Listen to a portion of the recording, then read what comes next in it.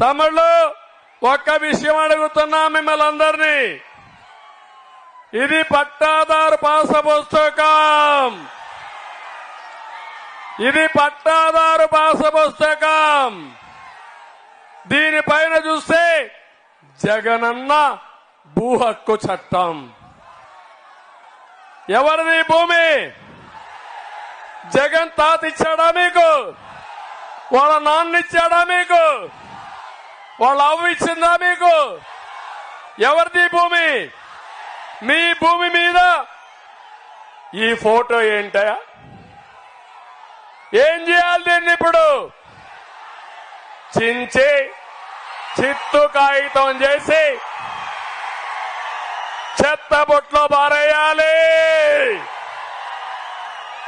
అవునా కాదా? దానిపైన నీ